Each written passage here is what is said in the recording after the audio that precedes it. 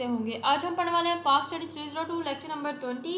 तो आज चलें हम अपना आज का लेक्चर स्टार्ट करते हैं। The second military rhyme and after, जो दूसरी फौजी हुकूमत थी, ठीक है, और इसके बाद जो हुआ, ठीक है, 1969 टू 1971।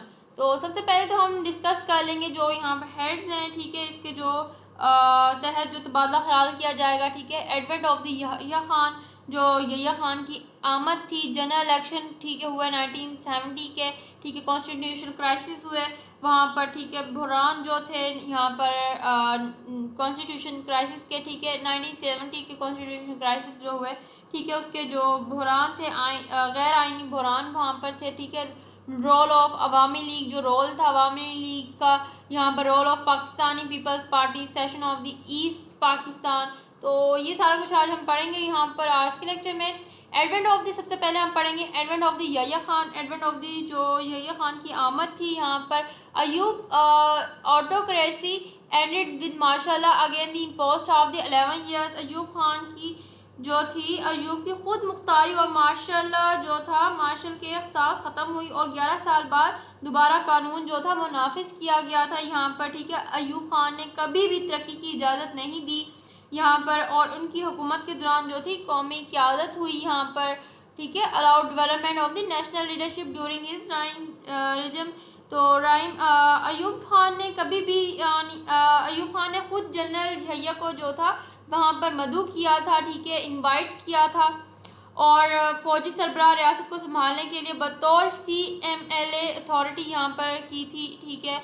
जनरल याया जो थे वो कभी भी इक़्तिदार नहीं चाहते थे, बल्कि हुकूमत पर यकीन रखते थे। अवाम की जो मुंतखब जो नुमाइंदा थे उस पर वो यकीन रखा करते थे। He took two decision for the advancement of the constitution making the process। उन्होंने दो डिसीजन लिए थे जो एडवांसमेंट थे, ठीक है, कॉन्स्टिट्यूशन को बनाने के लिए। उनके दो फैसले थे, ठीक है, आइन साज की तरक्की के लिए। सबसे पहला क्या था, जो कि नवंबर 28, 1969 को हुआ, ठीक है। He announce the dissolution of the one unit with the restoration of the East Pakistan. तो नवंबर 1969 को इसने ऐलान किया था कि 28 नवंबर जो था, 28 नवंबर 1969 को इसने ऐलान किया था कि बहाली के साथ वन यूनिट की तहलील की जाएगी, उसको यानी कि डिज़ोल्व किया जाएगा, ठीक है, डिज़ोल्यूशन किया जाएगा, तहलील किया जाएगा।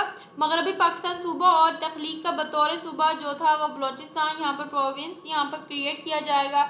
ही रिवोक उन्होंने क्या किया कि उन्होंने दोनों के माबीन एक बराबरी जो थी वो मनसूख यहाँ पर कर दी थी, ठीक है, अनाउंस कर दी थी इन्होंने 1 वोट में। उन्होंने क्या किया कि एक आदमी को एक वोट देने का ऐलान किया। उसका मतलब ये था कि मशरक़ी पाकिस्तान होगा और आबादी पर मबनी अक्सरियत की नशिस्तें होंगी, वहाँ पर सीट्स होंगी, यानी कि एक आदमी ही एक वोट दे सकता है, ज़्यादा वोट्स नहीं दे सकता, एक से ज़्यादा वोट नहीं दे सकता। Yahya Khan also gave a legal framework order LFO which made a simple majority sufficient for framing the constitution. Yahya Khan ने भी एक लीगल दी, ठीक है, जिसने एक LFO फ्रेमवर्क ऑर्डर जो था सादा सा उसको बनाया, ठीक है। उसकी अक्सरियत जो थी वाज़े करने के लिए यहाँ पर काफ़ी थी, और जो तजवीज़ करदा जो यहाँ पर एल ऑफ की 30 मार्च जो थी 1970 को प्रिस्क्राइब किया गया था। The limits in which election was to be held and constitution was to be framed. तो इंतखाबात की जो हदूद थी जिनमें होना था उसको मुनक्कद किया गया था और आइन को तश्कील भी दिया जाना था। The LFO provided, अब LFO ने क्या फराहम किया था, LFO ने पाकिस्तान शील वफाकी जमहूरिया, ठीक है, जो थी यहाँ पर उसको Islamic Republic of the Pakistan भी कहते हैं, जो पाकिस्तान शैल भी फेडरल रिपब्लिक है, उसको to be known as the Islamic Republic of the Pakistan in which the province and the other territories which are no may hereafter be included in Pakistan.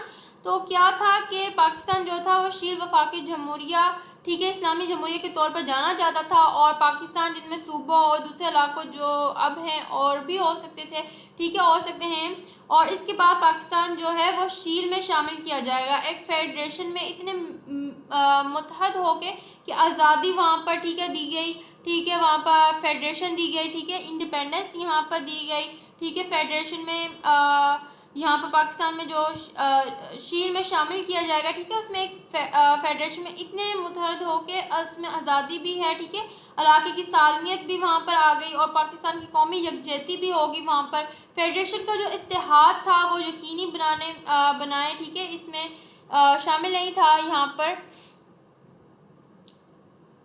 इसको आप याद करना चाहें तो कर सकते हैं, LFO को प्रोवाइडेड जो किया गया था। बाकी फर्दर इसको अच्छे से पढ़ सकते हैं आप, इतना ज़्यादा नहीं आता है पेपर में। बाकी अपने कॉन्सेप्ट्स को आप क्लियर कर सकते हैं क्योंकि ये कोटेड डेफिनेशन है तो इसको आप चेंज नहीं कर सकते हैं, क्योंकि LFO ने जो प्रोवाइड किया था वो आपको पूरा ही याद करना पड़ेगा। इसकी डेफिनेशन तो यहाँ तक आ जाएगी, इस्लामिक रिपब्लिक ऑफ पाकिस्तान तक, ठीक है। बाकी आप पूरा भी पढ़ना चाहें तो उसको पढ़ सकते हैं, क्योंकि कोटेड लाइन्स जो सी होती हैं मोस्ट इंपॉर्टेंट होती हैं। अगर आप कोटेड लाइन्स को एज इट इज़ याद करके भी लिख देते हैं पेपर में तो उससे क्या होता है कि आपको पूरे पूरे मार्क्स मिल जाते हैं। The LFO also provided that the constitution was to be framed in 120 days, following which the National Assembly would be dissolved. अब जो था LFO ने ये आइन भी फराहम किया था कि यहाँ पर 120 दिन जो थे उसकी नाकामी में जो फ्रेम किया जाना था, जो कौमी असम्बली में हो गई थी, ठीक है, उसकी तहलील हो गई थी, डिज़ोल्व हो गई थी। यहाँ पर असम्बली जो थी वो भी डिज़ोल्व, नेशनल असम्बली जो थी वो डिज़ोल्व हो गई थी यहाँ पर। इन दी मेन वाल east Pakistan political leader of the Awami League, Majbour Rahman, came out with his famous 6 points formula which he declared his intention। जो अवामी अब जो लीग थी उसके सियासी रहनुमा महबूब रहमान इसके साथ बाहर आया और मशहूर 6 जो निकात थे उसके, ठीक है, फार्मूला के, जिसमें वो इनका अदारा सबसे ज़्यादा किया, ठीक है, खुद मुख्तार आज़ादी का, ठीक है, जो खुद मुख्तार आज़ादी थी ईस्ट पाकिस्तान की, उसके बारे में उसने सबसे ज़्यादा बताया। किस चीज़ में उसने बताया? अपने मशहूर 6 निकात में बताया, जो 6 पॉइंट्स थे उसके, ठीक है, 6 पॉइंट थे फार्मूला के, उसमें उसने बताया यहाँ पर Mujib 6 points was a clear indication of his being a traitor, declaring East Pakistan territory as an independent state। जो यहाँ पर मुजीब थे उसके जो 6 पॉइंट्स थे वो वाजिया थे, उसके गद्दार होने का इशारा थे। यहाँ पर मशरक़ी पाकिस्तान के इलाके के बतौर इलाका जो था करार देना था और आज़ाद रियासत भी यहाँ पर करवाने थे। जनरल इलेक्शन ऑफ 1970, अब जो जनरल इलेक्शन हुए, ठीक है, आम इंतखाबात हुए थे 1970 के, वो क्या थे? The ever first general election were held in the united Pakistan which resulted into the divided Pakistan. यहाँ पर क्या हुआ कि पहले आम इंतखाबात थे जो मुत्तहिदा पाकिस्तान में मुनक्कद हुआ, जिसका नतीजा निकला कि यहाँ पर डिवाइड किया जाएगा, ठीक है, पाकिस्तान को। The election were held on the 7 December, जो इलेक्शन था वो 7 दिसंबर को हेल्ड हुआ था 1970 में, और उसके जो बेस थे वो यूनिवर्सल एडल्ट फ्रेंचाइज थे उसके, ठीक है, जो उसके इंतखाबात थे, ठीक है, वो अफाकी बालिग जो थे फ्रेंचाइज पर थे, एडल्ट पर थे, ठीक है, यानी कि बालिग कहते हैं उसको। The elections were free and fair, जो इंतखाबात थे, ठीक है, वो आज़ाद थे और मुनसफाना थे।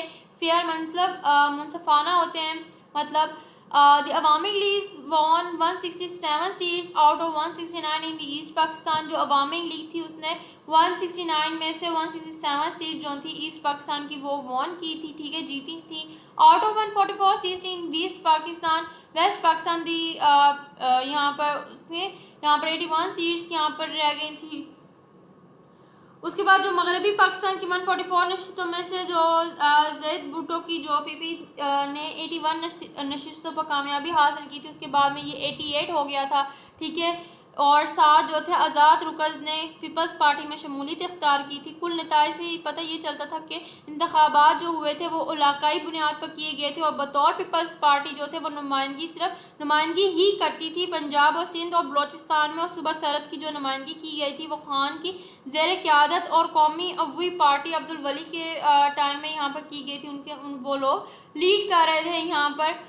कॉन्स्टिट्यूशन क्राइसिस, अब कॉन्स्टिट्यूशनल क्राइसिस क्या हुए, यहाँ पर बहरान क्या आया, यहाँ पर कॉन्स्टिट्यूशनल क्राइसिस क्या आया? The regional representation in the both wings created the constitutional crisis. दोनों जो इलाकाई थे, ठीक है, उसमें नुमाइंदगी विंग्स ने आइनी बहरान वहाँ पर पैदा कर दिए थे। एक तरफ ये मुजीब रहमान था जो ढूंढने का अज़म था, इसके 6 जो निकाती फार्मूले थे, वो दूसरी तरफ वेस्ट विंग में ठीक है, यहाँ पर जो था आल्सो ईस्टिंग विंग, तो ईस्टर्न विंग में यहाँ पर था, ठीक है। रोल ऑफ अवामी लीग, अब अवामी लीग का जो किरदार था वो क्या था? The leader of the Awami league categorically declared that he would rather be father of a new nation than a prime minister of Pakistan। जो कायद के अवामी लीग थे वो वाज़ेह तौर पर ऐलान किया गया थे कि वो करेंगे, ठीक है। बल्कि इस वक्त एक नई कौम के जो वल्द बने, ठीक है, और वज़ीर आज़म पाकिस्तान थे, ठीक है, एक फादर बने थे और नए मिनिस्टर थे पाकिस्तान के। यहाँ पर रोल ऑफ पाकिस्तान पीपल्स पार्टी, अब जो रोल था पाकिस्तान पीपल्स पार्टी का, उनका क्या रोल था। The leaders of the People Party had a cordial equation with the general Yahya Khan. Peoples Party के रहनुमाओं ने एक जनरल के साथ खुशगवार मसावात किए थे, ठीक है, जैसे कि जनरल याह्या खान थे, ठीक है। जो याह्या थे वो लाड़काना भुट्टो से मिलने के लिए, ठीक है, जहाँ वो थे उसके ढाका गए और मुजीब को वहाँ पर बुलाया गया था, गवर्नर हाउस में बुलाया गया था और रहमान जो थे उससे मुलाकात उन्होंने की, ठीक है, वहाँ पर उससे मुलाकात करेंगे, जिसका उन्होंने अगला जो वज़ीर आज़म था पाकिस्तान का उसका ऐलान भी वहीं पर उन्होंने कर दिया था। Session of the East Pakistan, जो सेशन था, ठीक है, इसका मगरबी पाकिस्तान का, वो क्या था, वो आइनी बहरान को मज़ीद बढ़ गया था, ठीक है, जब मुजीबुर रहमान जो थे वो न्यूयॉर्क को बताया उन्होंने कि औकात के दो वज़ीर आज़म होने चाहिए, एक वज़ीर मशरिक़ में और दूसरा वज़ीर जो होना चाहिए वो मगरिब में होना चाहिए। पाकिस्तान के वस्ती वक्त में जो नस्ली तशद्दुद था, ठीक है, उस पर मशरिक़ी पाकिस्तान में जगह ले ली गई थी। जनरल टिक्का खान थे वहाँ पर, CNC ने हुक्म दिया था उस वक्त में कि मशरिक़ी पाकिस्तान में जो था मशरिक़ी पाकिस्तान में जो है वो फ़ौजी ऑपरेशन किया जाए, वहाँ पर मिलिट्री ऑपरेशन किया जाए, मतलब फ़ौजी ऑपरेशन किया जाना चाहिए है। The violence increased and that lead the entry of the India to the declared a war on Pakistan both borders west and east। दो जो तशद्दुद था उसमें इजाफा हो गया था और इसकी वजह से जो भारत में दाखिल होने के लिए जंग ऐलान कर दिया गया था यहाँ पर।